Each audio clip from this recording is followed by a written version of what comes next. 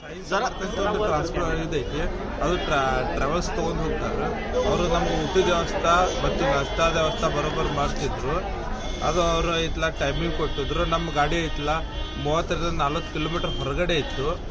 ಅಲ್ಲಿಂದ ಐತ್ಲ ಅವರು ಹೇಳಿದ್ರು 2 ಗಂಟೆಗೆ ಬರ್ಬೇಕಂತ, ಗ್ರೂಪ್ ವೈಸ್ ಹೋಗಿ ಬರ್ಬೇಕಂತ.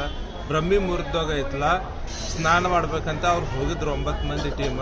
ಅದು ಆಕಸ್ಮಿಕವಾಗಿ ಘಟನೆ ನಡೆದು 4 ಮಂದಿ ಮೃತ್ಯು ಆದರು. ಅವ್ರ ಮನೆಯಾಗೇನವ್ರಿಗೂ ದುಃಖವಾಗೈತಿ, ನಮಗೂ ದುಃಖ ಆಗೈತಿ.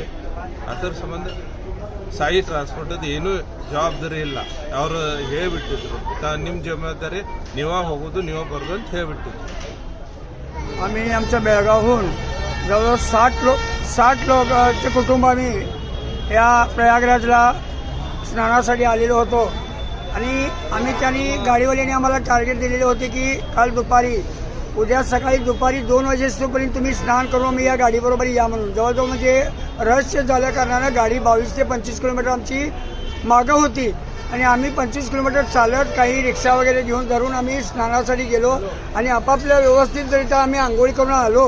आणि काय विचित्र घटना घडली की 4 माणसं त्या याच्यामध्ये 2 महिला आणि 2 पुरुष, एक पुरुष आणि एक मुलगी आणि 2 महिला त्यांचा अचानक दुर्दैवी असं या गर्दीमध्ये चेंगराचेंगरीमध्ये दुःखद निधन झालेलं आहे. बाकी आम्ही 56 लोक अगदी व्यवस्थित गाडीजवळ व्यवस्थित अगदी सुखरूप अगदी व्यवस्थित आहे आणि त्यांची व्यवस्था पण अगदी चांगल्या पद्धतीत झालेली आहे. जेवण पाणी त्यांनी आता दुपारी आम्हाला जेवण टायमाला दिलेत आता आणि संध्याकाळच्या जेवणाला गाडी रोडाला रहस्य असल्या कारणानं गाडी आम्ही इथं काढलेली नाही. आता ही रात्र सुद्धा आम्हाला इथंच काढावी लागणार. इथं जेवण करून आम्ही गाडीमध्येच इथं आराम करणार आहे आणि नंतर गाडी सोडणार आहोत. आणि टोपीचं बी सांग. टोपी दिलेलं आहे, सगळे बिल्ले दिलेले हे सगळं सांग. त्याने आम्हाला दिलेलं. मी मदन पाटील.